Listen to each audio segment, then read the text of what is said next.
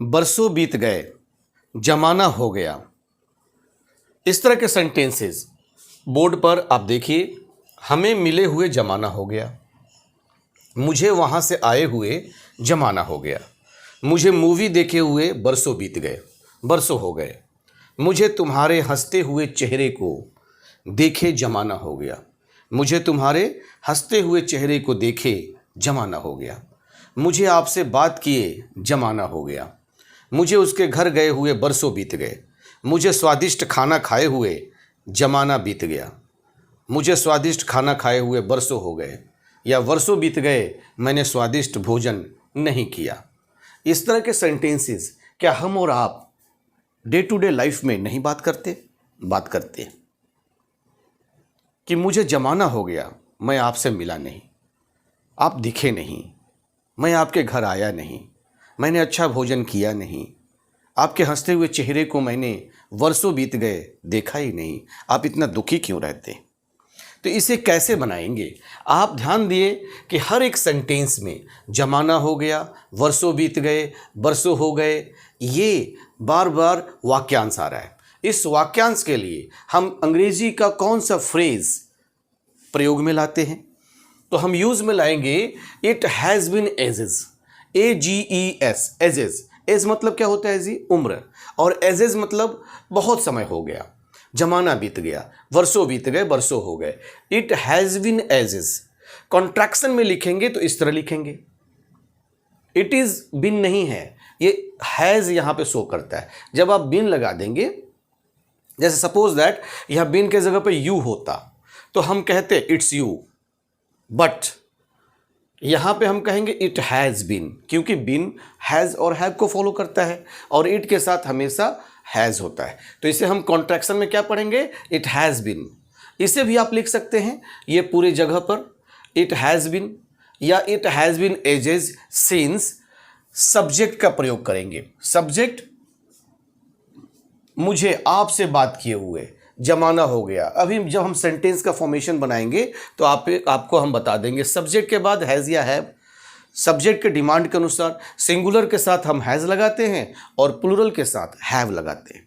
एक एक्सेप्शनल में क्या होता है कि आई के साथ भी हैव लगता है, यानी आई को भी यहाँ हम प्रेजेंट परफेक्ट टेंस में प्लूरल की तरह रखते हैं, है ना जी। तो प्लस उसके बाद वर्ब का थर्ड फॉर्म, चूंकि मैंने कहा कि प्रेजेंट परफेक्ट की तरह इस सेंटेंस को ट्रीट करेंगे, तो वर्ब का third form plus object.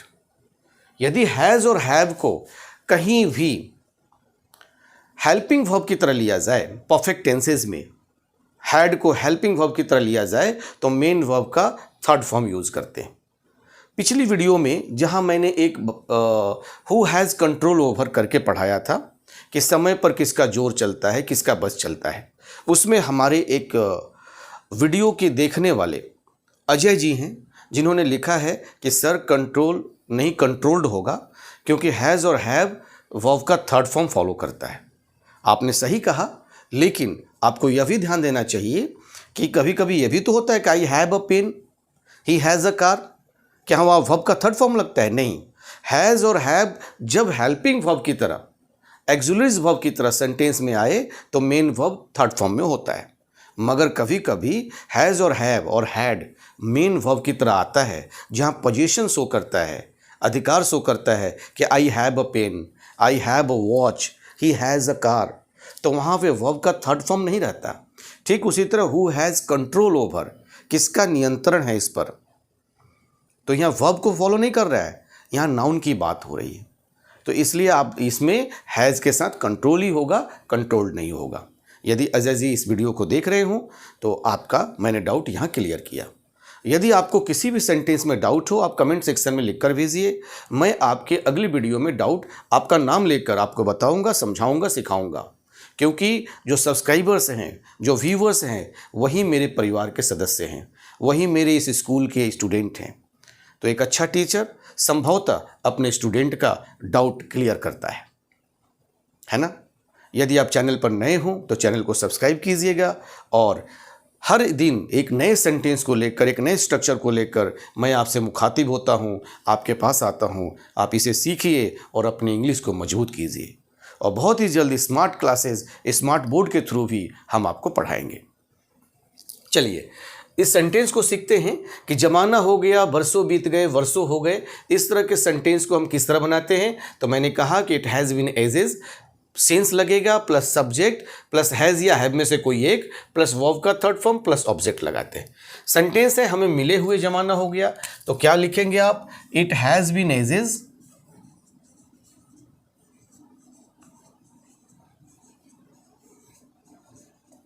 It has been ages since. अब हमें मिले हुए तो वी होगा ना जी, हमें या हम लोगों के लिए वी होता है, वी हैव। अब वी के साथ क्या लगेगा? हैव लगेगा। थर्ड फॉर्म मीट का met, we have met.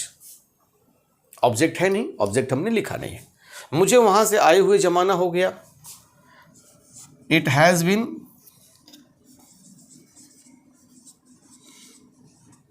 Edges since. मुझे सब्जेक्ट बन के आएगा, मुझे मतलब आई, since I have,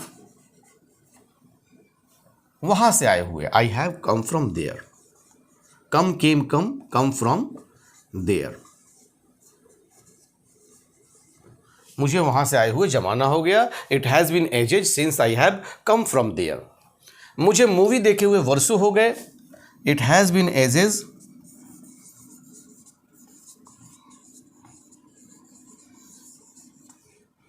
since I have watched movie, है ना। देखिए सब्जेक्ट आई हो गया, हैज़ या हैव में से तो यहाँ हैव लगेगा आई के साथ, वर्ब का थर्ड फॉर्म ये फॉलो कर लिया हमने, और ऑब्जेक्ट मूवी हो गया, है ना जी। मुझे तुम्हारे हंसते हुए चेहरे को देखे जमाना हो गया, तो क्या होगा? It has been ages, it has been ages since मुझे तुम्हारे हंसते हुए चेहरे को देखे हुए, है ना। इट हैज़ बीन एजेज ये हो गया जमाना हो गया का इंग्लिश। अभी तक हम कहाँ हैं? जमाना हो गया, बस इतने पे। अब मुझे तुम्हारे हंसते हुए चेहरे को देखे, तो it has been ages since I have seen your smiling face, smiling face, है ना। I have seen your smiling face. मुझे आपसे बात किए हुए जमाना हो गया, it has been ages, it has been ages since मुझे आपसे बात किए हुए, I have talked you, since I have talked you. मुझे उसके घर गए हुए बरसों बीत गए, it has been ages, it has been ages since मुझे उसके घर गए हुए, since I have gone to his house, I have gone to his house. मुझे स्वादिष्ट भोजन खाए हुए या मुझे स्वादिष्ट खाना खाए हुए जमाना हो गया, it has been ages, it has been ages since I have eaten delicious food, I have eaten delicious food, स्वादिष्ट खाना, स्वादिष्ट भोजन, डिलीशियस फूड। चलिए एक बार इसे मैं पढ़कर सुनाता हूँ, आप स्क्रीनशॉट लीजिए और लिखिए और सीखिए। हमें मिले हुए जमाना हो गया, it has been ages since we have met. मुझे वहाँ से आए हुए जमाना हो गया, it has been ages since I have come from there. मुझे मूवी देखे हुए वर्षों हो गए, it has been ages since I have watched movie. मुझे तुम्हारे हंसते हुए चेहरे को देखे जमाना हो गया, it has been ages since I have seen your smiling face. मुझे आपसे बात किए जमाना हो गया, it has been ages since I have talked you. मुझे उसके घर गए हुए बरसों बीत गए, it has been ages since I have gone to his house. मुझे स्वादिष्ट खाना खाए हुए जमाना बीत गया, it has been ages since I have eaten delicious food. तो it has been added, it has been ages या कॉन्ट्रैक्शन में इट हैज़ बीन को इस तरह लिखेंगे, सेंस प्लस सब्जेक्ट हैज़ या हैव में से कोई एक प्लस वर्ब का थर्ड फॉर्म प्लस ऑब्जेक्ट के सहारा से सहायता लेकर जमाना हो गया, बरसों हो गए या बरसों बीत गए वाले हिंदी वाक्यांश से बने हुए सेंटेंस का फॉर्मेशन इस तरह होगा जो आपने सीखा। चलिए फिर किसी अलग स्ट्रक्चर को लेकर अलग दिन मैं आपसे मुखातिब होऊंगा। तब तक के लिए जय हिंद, जय भारत।